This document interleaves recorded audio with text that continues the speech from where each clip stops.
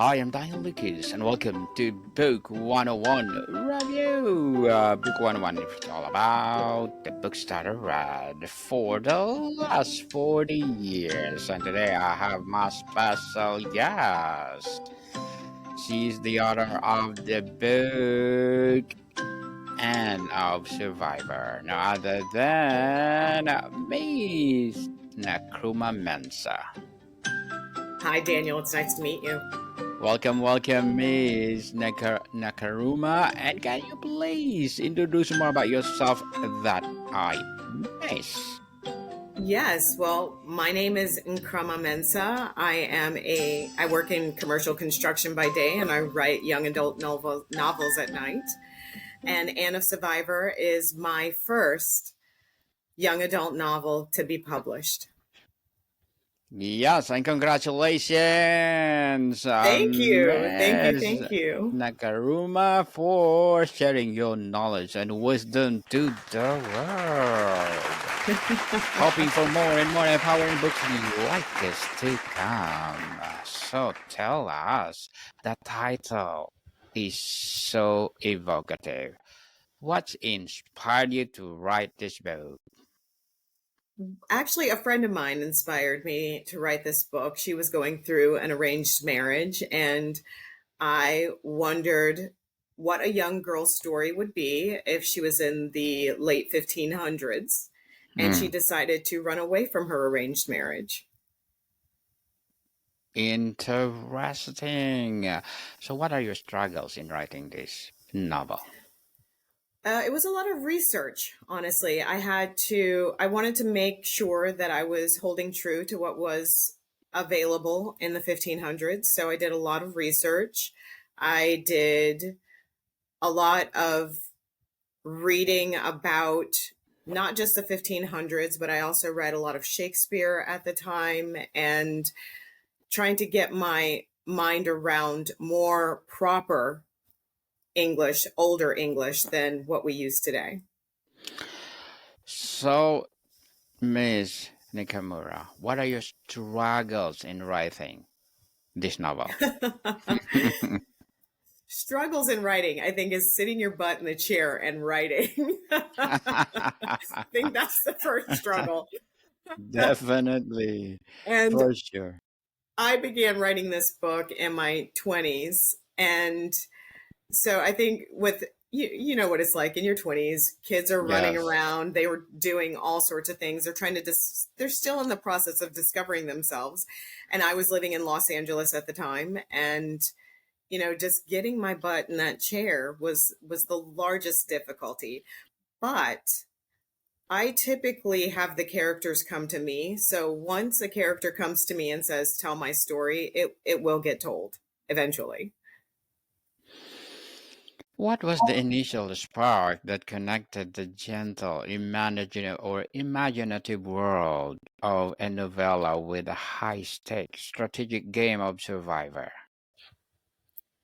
Well, let's see.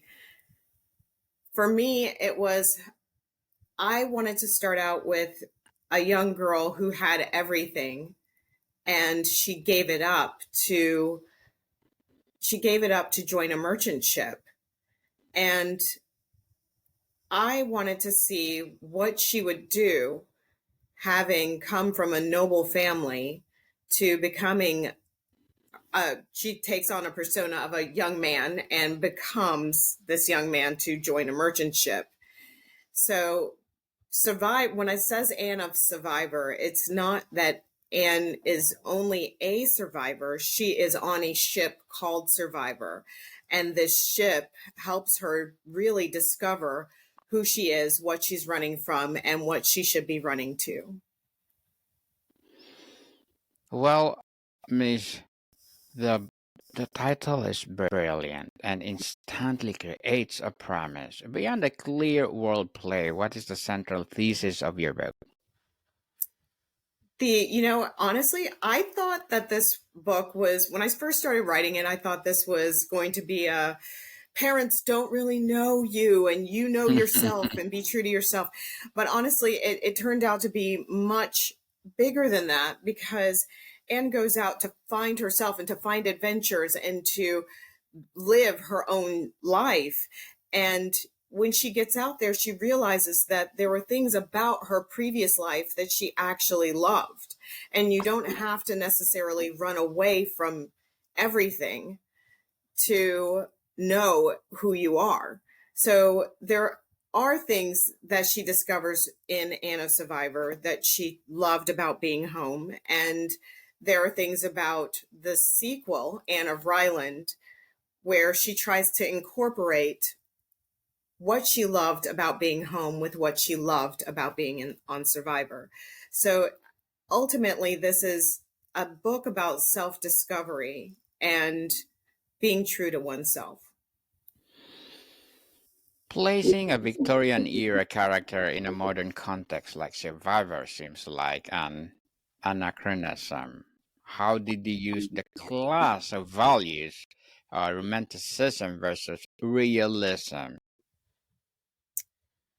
I honestly, I navigated them, I felt pretty easily because people are people.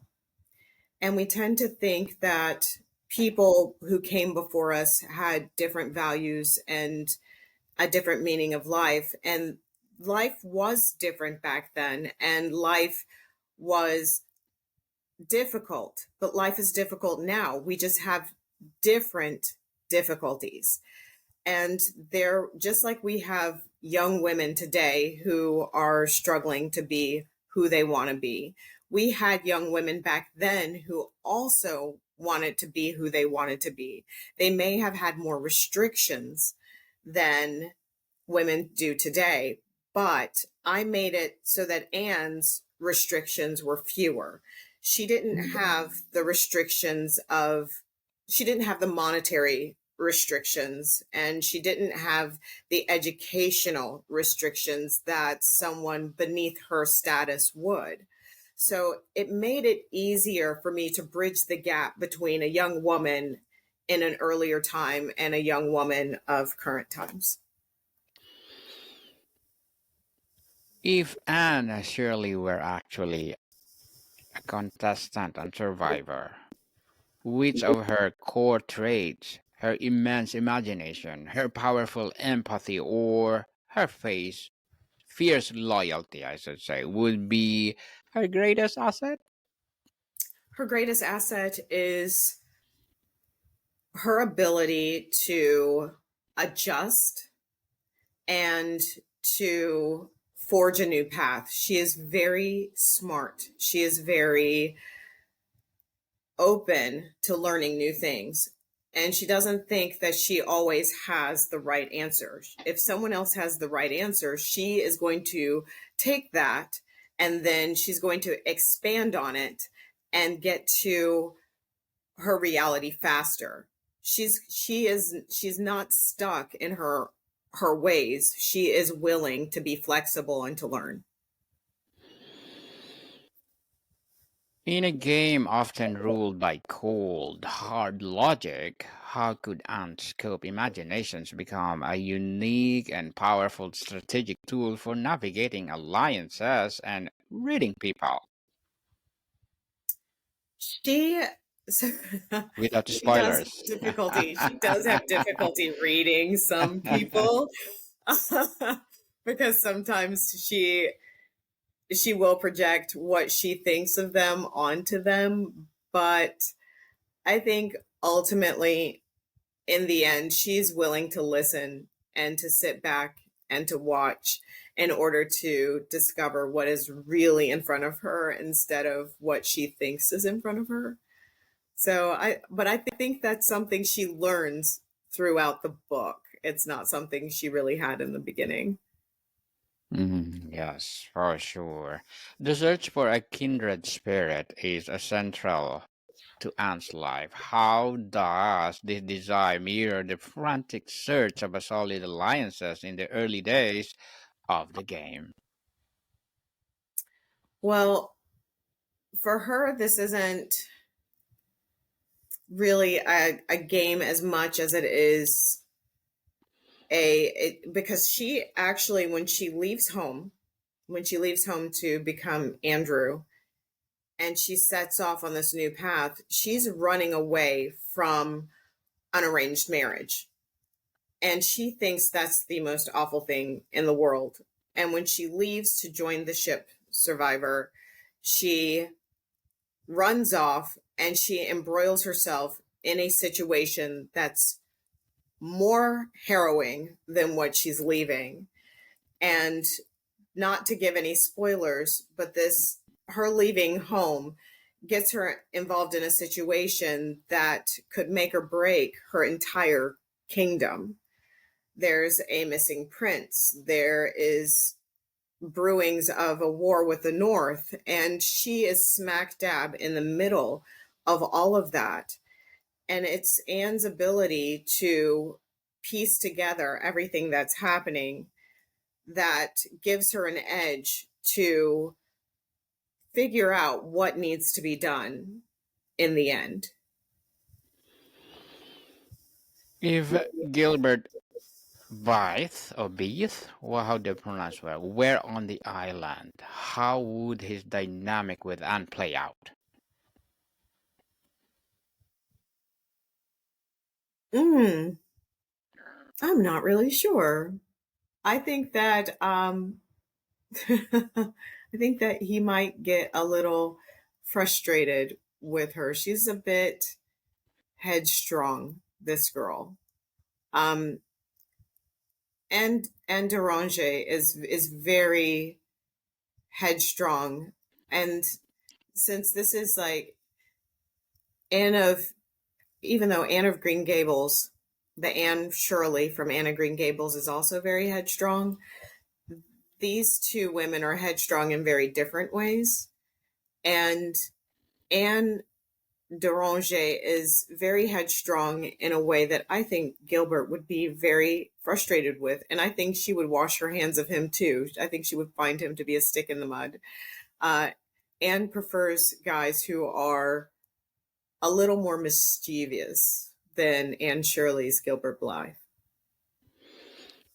Gilbert Blythe. So Anne famously said, "My life is perfect graveyard of bird hopes." She brought a natural poetic drama to everyday life. How does her innate sense of drama incorporate to the producer driven narratives of reality TV? Well, I think we're on two different pages. So Anne Shirley was she was a writer. She was ultimately a writer, and she had beautiful prose that could express a deeper meaning within life. Whereas my character, Anne Deranger, she's more of an action person. She goes through life doing rather than writing about or trying to find a deeper meaning. There are other characters within Anne of Survivor who do that. Whereas, so when I was writing this book, I wasn't really thinking about Anne of Green Gables or Anne Shirley. My character's full name is actually Falananari Deranger, and she just goes by Anne for short because Falananari is too much to say. Definitely. But for most of the book, she actually goes by Andrew Palace because she's run away from home and joined this merchant ship. So my Anne is more like she's more in motion than in thought. And there are other characters who do a lot of the more cerebral work throughout the book. Interesting indeed. And Miss Nakaruma, what are your short-term and long-term goals as an author? Ooh, I like this question. So, my short-term goal was that this would just be one book, and it has now turned into a 7-book series. So, Anne of Survivor debuted December of 2024, and Anne of Ryland is debuting eminently. So those are the first two books in my what I'm calling my Queendom series. The next books that are coming along, I'm already currently working on book 3 and 4, and I've started an outline for book 5. And I'm foreseeing this as being a 7-book series. All of each and every book is going to be about the struggles of young women. They're coming of age stories that I hope will inspire young women to fight for what they want and work for what they want and discover who they are without being told by others who they are. So that's my ultimate goal, is to entertain young women, but at the same time give them the tools to fight for and be who they want to be, fight for what they want and be who they want. So yeah, 7 books for my Queendom series is the ultimate goal. Now, will I come back and visit this? I don't know. There are so many other things I want to write, but I think that 7 is a very lucky number for me, so we're going to stop there. Yes, lucky number for sure, and good luck to your goals, Miss Nakamura. And well, looking forward for more success. Absolutely. And tell us, what would your piece of advice for those people out there want to be a or to be like you? To be like me, don't be like me, be better. Be better. Be- But but if you want to be a writer, I would say try to be a storyteller first. I come from a long line of storytellers. Everyone in my family tells stories and spins like some of the best, most hilarious stories. But if you want to be a writer, first things first, sit down no, and yeah. write. Just sit down and do it. It's once honestly, once I sit my butt down and I start writing, it just comes. It just comes. Even on the days when it's hard. I might write a bunch of dung, but at least I wrote, and I can go back and I can pick out the good pieces and trash the rest. So as far as being a writer, just sit down and start writing. Yes, relax, and write and Yes, write and write and share to the world. absolutely. And thank you for that advice, Miss. And what would be a piece of not piece of advice, a recommended book that influenced your journey, or books that influenced your journey? It would be books. It would be books. I love reading. Um, Yes. so I would say the authors that I go to the most, because I am so American and I love happy endings. I love William Shakespeare. I love plays by William Shakespeare. My favorite play is Twelfth Night, or What You Will. And then I also love Jane Austen. I read Pride and Prejudice probably every year. And I would have to say also I love magic. So fairy tales, folklores, I love those. Robin McKinley's Deerskin is a fabulous book. Second book I ever read cover to cover. So I would say that the magic and mysticism in that novel has helped add a little spice to my books. And we like that the spices, Mr. Karuma. We love the spices. I hope your upcoming books will be well full of spices too. Oh, absolutely. And thank you for that recommended books. And for so for Anne of Survivor, what can a devoted fan of uh who want to read this one gain from seeing their beloved heroine analyzed through this unexpected modern pop culture framework? You know what? They will discover, hopefully, they discover lots of fun, lots of insight. Uh, they discover that their parents aren't so evil. I hope. because I wrote this in my 20s, but then I didn't release it until I was in my 40s. So I have kids now, so I was kinder to the parents. And hopefully they can discover that even when you're trying to discover who you are, helping those around you can help you find yourself. And I think we're missing a little empathy in our world today. And Anne Deranger actually puts others before herself quite a bit. But this is an action adventure story, so have fun. Have fun, for sure. Have fun.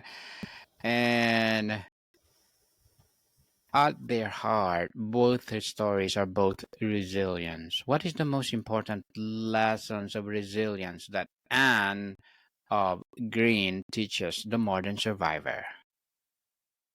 Well, my Anne will teach you that there is power in trusting yourself. I think ultimately there's power in trusting yourself, and that in doing so, you might find a greater destiny than what others have chosen for you. Well, indeed. And before we wrap up our discussion for today, I'm inviting you to please do listen to my other podcast, people, because my abstract essay is already in fifth season, abstract poetry in second season, and my book 101 review in fifth season too, comedy 101 in second season, and my food 101 in fifth season as well. Geography 101 in fourth season, and my baby podcast Law 101 and Mental Health 101, Love Letters in third season, and Movie 101 Review and Music 101 in fourth season, and Science 101 and Sex 101 in its first season. Please listen to them wherever you listen your podcast. So, Miss, tell us, if Anne had to plead her case at the final tribal council, what would be her argument be? If she were in modern times and she were on Survivor, I think that she would say she'd done the best that she can do, and that they need to keep her on the island because she is only going to get better. Anne Deranger doesn't fall down on her duties, and she doesn't fail. She's a strong young woman. Well, Miss Nikaruma Mensa, thank you so much for sharing your knowledge and wisdom to the world, and looking forward for more series of your books. So can you please invite the listeners to support your Anne of Survivor and of course your upcoming books? Absolutely. So check for me on Instagram and at the Enchroma Mensa. And also my book, Anne of Survivor, can be found anywhere, Barnes and Nobles, anywhere. So wherever books are sold, go out and buy Anne and leave me a review. Yes, people, let's support Miss Nakaruma Mensa, because if you support her, for sure more and more empowering novels like this to come. So, Miss, thank you so much for your time. Thank you, Daniel. It was nice to meet you. Likewise, more to come, people. See you soon.